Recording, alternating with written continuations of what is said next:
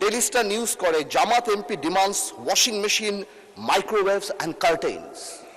এটা আমাকে অনেক লজ্জা দেয় এবং আমি মনে করি এই পার্লামেন্টকে অনেক লজ্জা দেয় যে একটা মেম্বার অফ পার্লামেন্ট এখানে দাঁড়িয়ে যেখানে জনগণের কথা বলবে, যেখানে বিভিন্ন জনগণের দাবির কথা বলবে, সেখানে একজন মেম্বার অফ পার্লামেন্ট দাঁড়িয়ে উনি ওয়াশিং মেশিন পেল না, মাইক্রোওয়েভ পেল না, কার্টেন পেল, সেই ব্যাপারে দাঁড়িয়ে কথা বলবে। যেখানে আবার বলা হয় যে আমরা গাড়ি নিব না, আমরা প্লট নিব না এই ব্যাপারে। তাহলে আমার কাছে মনে হয় মাননীয় স্পিকার যে আসলেই যদি গাড়ি আর প্লট যখন ওনারা বাদ দিল, তখন ওনাদের বুকের উপরে কত বড় পাথর চাপা দিয়ে বাদ দিতে হলো যে মাইক্রোওয়েভ আর ওয়াশিং মেশিনের জন্য এই পার্লামেন্টে দাঁড়িয়ে কথা বলতে হচ্ছে।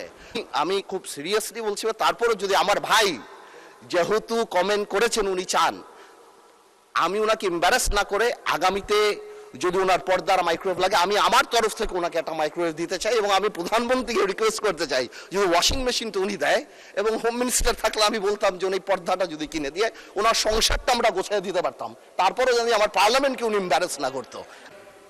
একজন সদস্য তিনি সবার জন্য একটা বিষয় চেয়েছেন। আপনি রাইটলি বলেছেন যে এটা হাউসে না বলে এটার জন্য কমিটি আছে, ওখানে বললেই হতো। কিন্তু তিনি এইটাকে সূত্র ধরে আবার আরেকটা যে গাড়ি বাড়ি সব নিয়ে আসলেন। উনি তো আমি মনে করি একজন বিজ্ঞ পার্লামেন্টারিয়ান। আবার নিজের থেকে অফারও দিয়ে দিলেন যে আমি সব দিয়ে দেব। ওনার কাছে চাইছে নাকি কেউ যে উনি দিবেন? আমার মনে হয় যে আমাদের মানসিকতাগুলো এমন হওয়া উচিত যেটা এখানে দাঁড়িয়ে অন্তত কেউ কারো সম্মানে আমরা আঘাত করব না। আমরা আশা করব যে আমি সহ আমরা সকলে আগামীতে এগুলোর প্রতি আরো যত্নশীল হব।